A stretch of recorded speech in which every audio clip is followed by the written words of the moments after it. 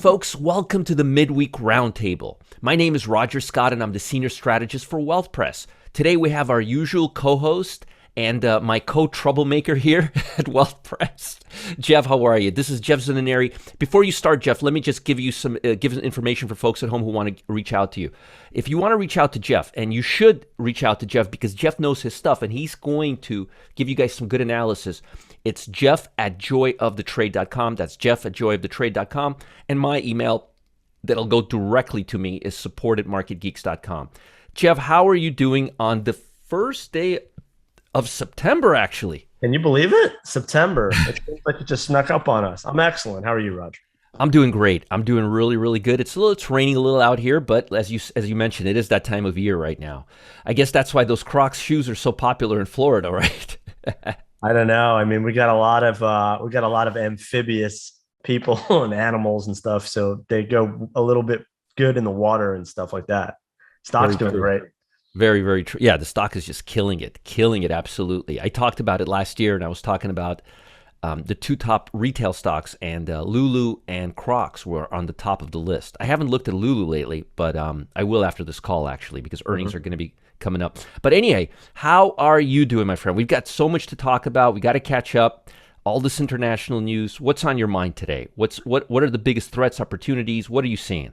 So we've been talking about this. This is like August is the summer, low volume, kind of like fake-ish moves, not like built on like a concrete foundation. And we had obviously our boy 𝗧𝗵𝗃𝗀𝗹 came out last Friday and was like, "What are you talking about? We're not where we need to get to. There's not enough JPEG NFT monkey selling for $50 million. We need more bubbles. And there's no inflation, so don't worry about it." And so when he did that, people were like, "Okay, there's no taper." But the thing is I have been saying this for a while, and I'm putting my stick in the sand on this one. They're going to taper because they're going to be forced to taper. And the case that you and I have been on these hard assets, on reflation, on basic materials, on oil, on commodities, on crypto, even to a certain degree, they're going to be forced to taper because the inflation is going to explode. It's going to explode along with the volatility, and it's going to appear that they don't have it under control. Right now, it appears that they do have it under control a little bit, even though we've had this shock move. But there's always like a super shock move after a shock move, and I think we're bracing for that. I agree. Interestingly enough, I don't know if you noticed this or not, but in the last minutes, he actually admitted and said, I think when looking back, I don't want to quote him, but this is what he said. But looking back, we might have made a mistake. And he said the word mistake. We might have made a mistake by reacting too early last year. Can you believe that? Remember when I was saying how they're putting... now. The mistake is now. The mistake is reacting too slowly to inflation. Right. The mistake is now. And I think he's going to be forced. The hand is going to be forced. And when it happens, there's not going to be a clean, tidy. It's going to be like Afghanistan for the markets. If you think of Afghanistan, they kind of got forced to leave, but they didn't do it on their own terms. And it was an unmitigated debacle, which we all can agree on. And it was disgusting. And we left $80 billion worth of tomahawks in some unsavory people's possession. And the same thing with the market. When you don't do things on your own terms, when you're forced to do things, it's never tidy. And so I see a situation where people are going to be like, "Oh my God, I went to go fill up my car and it was $100. I thought I had like the best economic car, like gas economy possible. It doesn't matter if you're paying $5, $6 a gallon, it's going to be expensive." And I don't think people are prepared. I don't think people are like psychologically prepared for what comes next in this inflation cycle, because everyone's talking about this historic pressure on the economy, which is true because of technology. We've had deflation. So the cost of like creating shirts, soccer balls, et cetera, there's been a constant pressure because we've been more efficient at producing things because of technology. But what's happening now is strictly monetary debasement. They're literally making money worthless. Like cash is literally trash. So it's going into whatever it can rather than sitting in the bank. Right. And I could not agree with you more. And it's really interesting to see how they're reacting, or lack of their reaction right now. And I agree with you. It's going to get to a point where it's just going to get overboard. I mean, have you seen platinum and palladium price? Have you seen metals? Aluminum? I mean, aluminum price. Do you realize those things are, aluminum is one of the biggest components in EV and tech and electric and chips. I mean, this is a huge problem. Yeah, like it's like second to copper in terms of utility. Yes, Yeah. exactly. This is a major issue, and a lot of people are like, "Well, it's a commodity; it's not going to impact." Oh, really? If people knew the impact of this in the stock market, it would be massive. This is massive, and my concern is this: interest rate, bond market. Right now, as you know, I've been talking about interest rates going higher now for quite some time, and they're edging. They're edging. If you look at the 10-year, they've been now. So we had consumer. I'm on that trade with you. I'm on. Oh yeah. I'm glad. Consumer confidence. You saw consumer confidence? Terrible. Okay. You saw ADP this morning? Yeah, they missed by 500,000 jobs. which I mean, on the downside, right? Fewer jobs. Right. Now, granted. They always do though. Yeah, right. Nobody pays attention to it. Exactly. It's not as significant, but consumer sentiment—that's 2/3 of the GDP. Well, that's 2/3 of the economy. Oh yeah, That's huge. Listen, the consumer was all happy. The consumer was all happy because they were getting free money for most of 2020 and half of 2021. The stimmy money's gone. That gravy train's over. And so now it's like, okay, you got to go back into the economy and make money. And then you're like dealing with like this Delta economy, which is still like half open, half shut. We don't know if we're open. We don't know if we're shut. We don't know if we're coming. We don't know if we're going. It's very murky right now. Very murky. But the stocks are not rallying. They're not rallying per se on the actual economy. They're rallying because money has to go somewhere. And that's why you have you've had the IWM lag so much. I think if the bull market stays intact, it's going to be a big catch up for mid caps, small caps. I think IWM is a good hedged long right now. And I think if we have an implosion of stocks and a high volatility move, it's because these top heavy ARC type growth companies implode because they're all trading at like wild valuations because they're super liquid, they're massive, and that's the type of frenzied environment we're in. And you got so many traders looking at them. I mean, 72 million traders a day, volume 74 million on Apple. I mean, it's incredible. It's incredible. It's hard to find a bargain in those stocks right now. Very hard. Yeah, it's very hard. But you know, I was looking this morning actually at momentum levels on the broad market, not those crazy stocks, but the broad market, basically any stock over $2, irrespective of volume. Actually, believe it or not, momentum levels have been coming down on the 200-day and the 50-day. We're at like 55, don't quote me, but like somewhere around 55% stocks above the 50-day and the 200 line. So the broad market is really looking like the MDY or the IWM right now. It's not looking anything like the QQQ or the SPY. Right. So that market capitalization division is not decreasing. It's still there. It's still solid. There. It's so solid. And the biggest, and you know, for me, the biggest clues for that, my biggest indicators for that are divergence between price action and the stock market. You know, stock market going on, indicator coming down. RSI can't barely even go to 70 right now. Stock market's all-time high. It's crazy. I don't know. You know, classic analysis on some of this stuff is just like, it's almost moot because it's like we're dealing with like an unprecedented situation, but there have been other unprecedented situations where you've had, dare I say, bubbles, and it always kind of ends the same way. So you have to be prepared. You always have to have 1 foot out the door when you're riding this sort of thing. Like if you're sitting in a pile of cash and you've missed a lot of this move, to capitulate now and put all the money into the market would be like, I think, a very big mistake. Huge mistake. It would be a huge mistake. If I have to say it like that. If you're long a lot of stock, you might consider pairing a little bit off and raising cash for the coming correction that I know we're going to have in the next quarter. Matter of fact, funny that you mentioned that. I told all my guys, I think it was late last week or beginning of this week, to, you know, the days just get away. They just totally get away from me. Weeks get away from me. You know, like today's September 1st. Where the hell did August go, right? But going back to this, I keep telling my guys that this market, what we're seeing right now, if you look under the hood, it looks very, very different than it looks visually.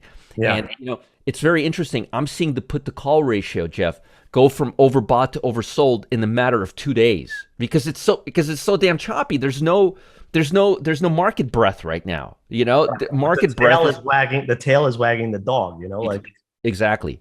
The volatility is being suppressed, the futures are being bought, and they're backfilling the story into that. Right. But to answer your question more specifically, because I'm glad you're telling your guys that, what I usually do, and folks at home, you may even want to write this down. This is something that a lot of hedge funds do. When markets get really, really bullish, and I know you know this, but I'm kind of just saying this for the purpose of edification for people at home. When markets are super bullish, you obviously want to be leveraged in tech stocks and growth stocks. But when markets are choppy like right now, and you're not 100% sure, because, really, one day we're up, one day we're down, we're very ETFs, before you go to cash, before you go to all cash, what I typically do is, Jeff, is like this. All stocks, then 50% stocks, 50% ETFs, then all ETFs, then I go into cash. Oh, I love that. Because I find that ETFs still, even when markets still get choppy, you still have the ETF. Yes, because they trend better because there's so many assets within the ETF. So the two ETFs that I'm really liking right now, you're gonna love these. I think you're gonna love this. One is the freight shippers ETF, which follows the dry freight futures price. So what they're looking at, there's a futures contract that tracks freight shipping. Yeah, it's awesome. It's awesome. Okay, I'm gonna tell. I didn't know that there was a futures for dry freight shippers. If you knew, that's awesome. I'm gonna admit it. I did not know. I was impressed when you told me. It's awesome. I was like, I really? like futures in general. I think there should be futures for everything. So yeah, well, I think kind of ETFs took kind of went with that route. But anyhow. So not a lot of liquidity, but enough to see what's going on. But the ETF actually had pretty good liquidity. This thing is the number one ETF right now behind earth metals, exotic earth metals. Well, it's not. Think about it. Like, let's think about it economically, right? Think about freight shipping. I'm just thinking about it now. You have a bunch of really bullish, positive components to that whole case, that whole story. Number one, you have producers that have pricing power leverage right now because of inflation. They can pass everything through and blame it on inflation. Number two, you have basic material costs that are going to continue to rip. So they can charge whatever they want because these people are making money hand over fist to get their product out, right? And you have the story of COVID still, where you have all this logistical dislocations in the economy. So I see that as a trend that's going to stay in place for a long time. I do as well. I think we're going to see this for quite some time. Let's shift the focus a little bit. Let's talk about China. I want to get your opinion on China. You've been very right. The Catlin index came in that tells us whether manufacturing is expanding or declining. It was below 50 this morning. I think it was at 49, which means economy there is declining, and we don't even know if that's accurate or not. Right. But big bottlenecks, disruptions. The port, the closures in the port, this hurricane Ida, which we're seeing, and right now, and this is something that people are not talking about. We're right now in September officially. Holidays are not that far away from here. What if there's a major disruption with inflationary pressure, with the supply chain, with China going into the holidays? There's a third rail that we haven't even discussed. Besides the fact that they have their own domestic economic problems in China, they have a communist party that wants to be more communist and less capitalist. And did you see this week they restricted the amount of hours a kid can play a video game? They put a number on it, right? So these are the sort of things that they cap how much money you can make. If you're a video game maker in China, maybe you'd rather be a video game maker in Austin, Texas, but I digress. There's a third rail, the US consumer, which came out not so confident. They still sell stuff to the United States consumers. And so that's the third rail. That's the variable. So you have declining economy, government that's anti-capitalism and is sticking it to their own companies. And then you have a US consumer that I think is going to get softer and weaker because I think this year into next year, and the Fed's going to be forced to deal with inflation. It's going to be at the worst possible time because the assumption, the incorrect assumption of the Fed is that all this quantitative easing is fixing the real economy. It is not. We're making the real economy worse. It's putting a bandage on the economy that's making it look like things are getting better. It's fixing the stock market, but the stock market doesn't pass through to the real economy per se necessarily. We all know that, specifically when it stays within like 7 companies. But Jeff, you know that Powell doesn't care about the stock market. He only cares about the economy, right? I had to. I couldn't resist. I'm with you, dude. I'm with you. So listen, there's a lot of tailwinds. I'm looking at low hanging fruit. I'm looking at who's going to make money in an anti-fragile way.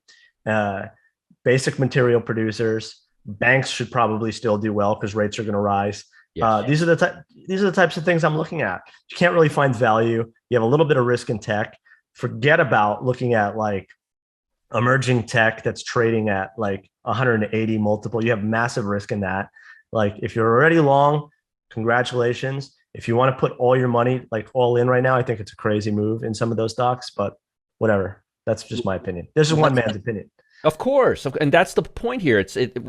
People want to hear, the key is to get inside our heads. It's not use ETFs. Yeah. Keep buying ETFs, but just understand that, there will be an opportunity to buy some single stocks, I think. So keep some powder dry. Some good companies, great companies. I agree. It's just the valuations are just so darn crazy right now. And speaking of valuations, and this is something I've been waiting all week to talk to you about. The real estate. You and I have been we've been right on the real estate market. There's been a lot of talk. There's been a lot of talk on whether it's going to continue. New home sales have been slightly weaker. 3 weeks I think 3 reports in a row. Although granted, they were so crazy high and they were so good. It's kind of like jobless claims, falling to 400,000 and going to 410. Nobody's going to care.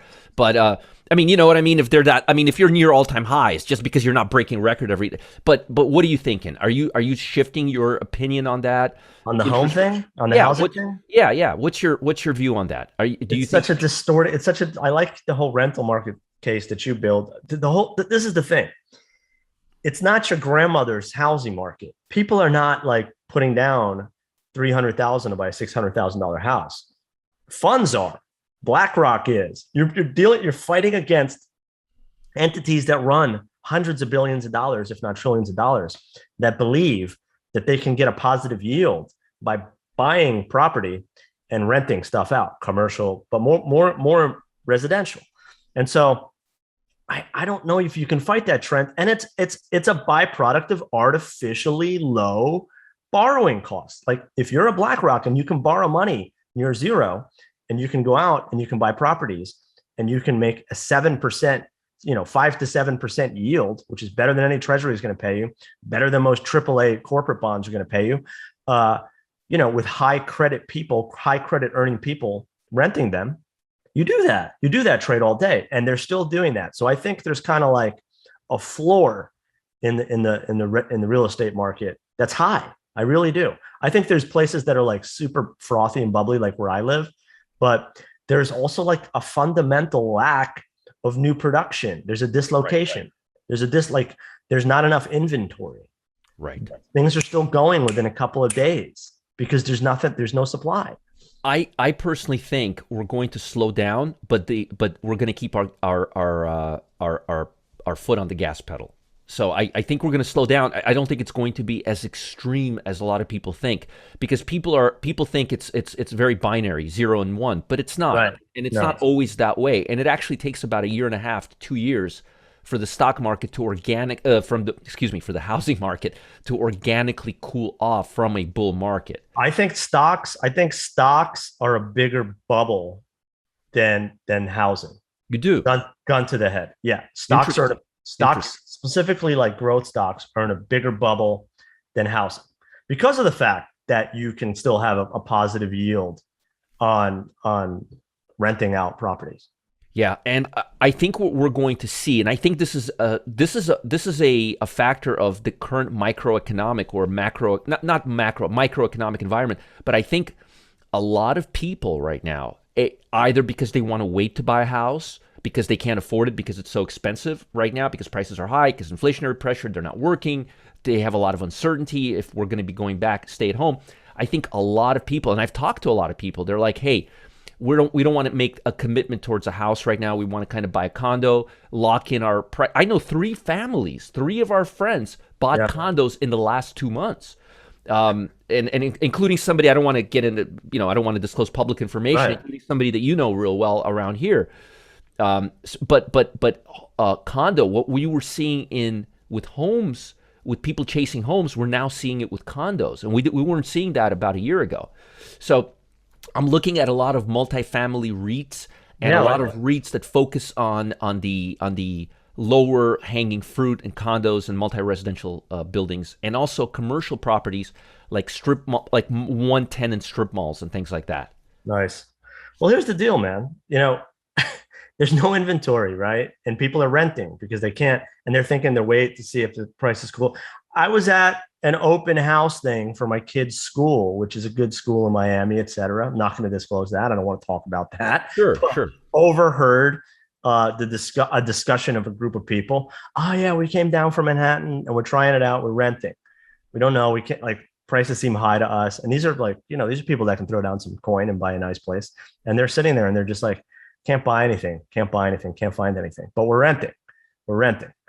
And so the renters market's still hot. The renters market's hot. Very hot. Anything to play that. We had a guy who moved here from Alabama about a year ago, actually about a year and a half ago. Time flies. And he was able to find a apartment in Nocatee before even moving here. Another guy just came out, and he's moving here from St. Louis, and he can't find anything in that area. It's just crazy. Florida's kind of on fire, though. We're kind of like in our own little like. We are. There are Nevada. I hear is on fire. Texas is on fire. Nashville is on fire. There's a lot of. Still people are still moving around. A lot of people, a lot of companies are not ready to go back to work yet. And we talked about this. We said this is not going to. Remember how everybody was looking to buy cruise ships a year and a half ago, and you and I were going, oh my God, this thing is not. This is like a night. I was looking at airline tickets to take the family, maybe to take a trip to New York around the holidays to see like shopping, etc. Sure. And, it's like insanely cheap. Any day you want. It's like round trip from Miami to New York City is like $80 a ticket. Right. Round trip. It's like $40 per way. Now, how are they making money? I mean, it's crazy. I don't, like this is we're a year and a half removed from the breakout. Right. And this is the pricing I'm looking at the holidays, like peak time. People. And remember, Jeff, do you remember the billions of dollars they borrowed? The cruise ships borrowed a year and a half ago, and the airlines borrowed a year and a half ago. I mean, how the hell are they going to pay this back? At some point, I'm bad at analogies. At some point, the chicken comes to roost. Or whatever. Ask 𝗵𝗲𝗄 or somebody for some of these old Southern analogies. I forget, but you know what I'm saying. At some point, you got to have something to show for what you expected to have happen. And when it appears that it's not going to happen is when you can get some of the most violent moves ever. That's when you see some really nasty sell-offs in stocks. Like this was supposed to happen and then it didn't happen. My big fear, Roger, and I'm a student of international markets. I made my bones trading international stocks, arbitrage, et cetera, at hedge funds, as you know. And I studied Japan really closely. And my big fear is that we're having a Japanification of this economy, and it's not good. They made stock market highs in Japan in the 80s that they still haven't come back to, and real estate highs. And their government has been one of the most active buyers of stock ETFs, not just bonds. They're QE on steroids, okay? And even with all that easing and accommodation, they can't get things going because it's kind of like the economy, instead of being healthy and robust and strong, is dependent on its fix. Right. So it becomes lazy. And that's my fear, is that we're headed towards a Japanification of the US. That's my fear. That would be horrific. That would be so bad. But it's bad for stocks. Yeah. It becomes really bad at a certain point for stocks because you're just like injecting this thing with what's supposed to be stimulus and you're getting a diminishing effect from it. Right. I sure as An heck hope economic that principle, law of diminishing returns. returns, of course, of course. Jeff, before we conclude, what are some words of wisdom you have for people listening to this video in terms of specifics, micro analysis for this week? What's hot? What's Great, not? man. You know, there's like, if you're investing, buy ETFs. If you're long, like some big winners, raise some cash.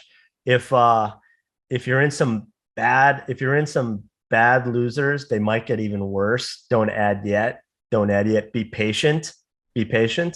And I liked what you said about looking at ETFs. And don't buy a JPEG punk or ape or something for $50 million. Don't do it. No. I believe in NFTs. You know that. And I believe in crypto. But I don't think what's happening now is sustainable. And I don't think it is what it's going to be. I think it's going to change. Agreed. Oh, I agree I think what you just said. Don't panic because of FOMO and just go buy something. I think what you just said, what was the word you just said? You just said really very, very good words. You said you don't think it's going to be like it's going. What was the word? I don't think what it is now is what it's going to be. I'm a long-term believer.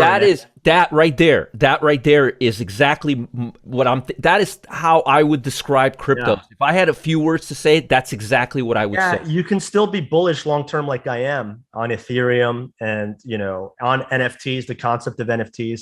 But what's happening now in these little these, I don't know if you've been seeing these little punk, these little JPEGs. They're literally almost like primitive technology, artistic, and they're cool, but they're selling these things for tens of thousands, if not hundreds of thousands, if not millions of dollars, these things, but they're selling them to themselves. There's kind of a little bit of a nefarious game going on because it's unlike the stock market, it's unregulated. So if a couple of dudes get together and they say, hey, you buy mine for this, I'll buy yours for that. That's called a wash trade in the stock market. It's highly illegal, but they're doing it all day long in NFTs. And so I'd be a little bit careful unless you're on the inside of that.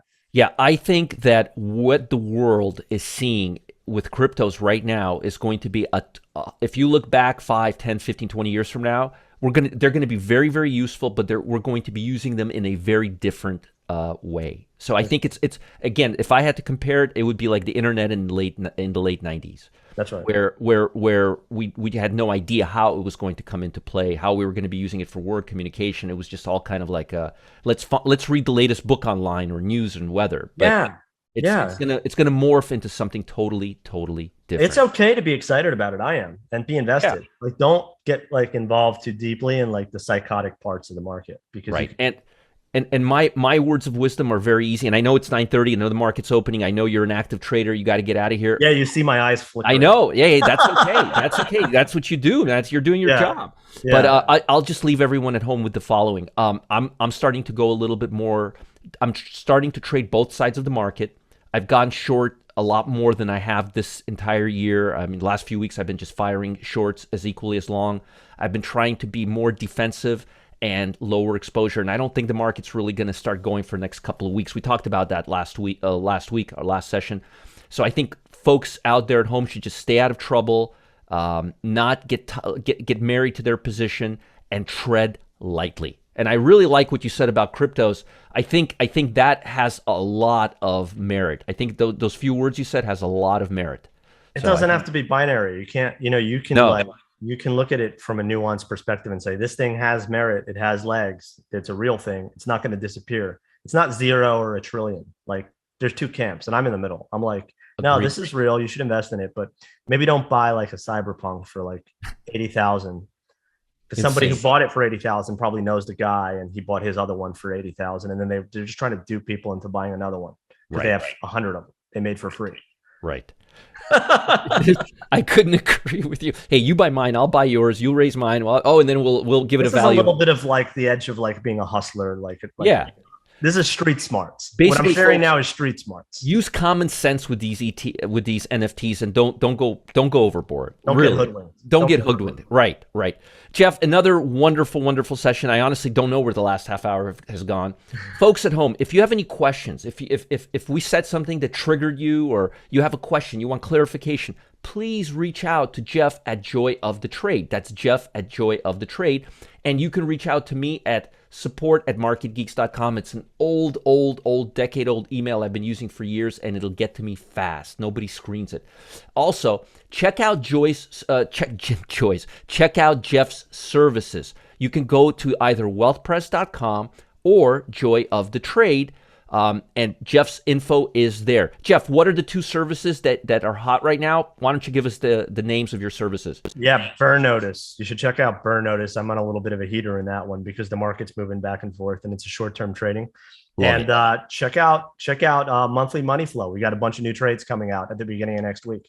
And also, folks, for all of you at home right now, check out this Friday. Jeff is going to be on Ask the Pros. Jeff hasn't been on Ask the Pros for quite some time. I was an OG of Ask the Pros. That's right. It started at the break out of COVID, if you remember. That's right. That's right.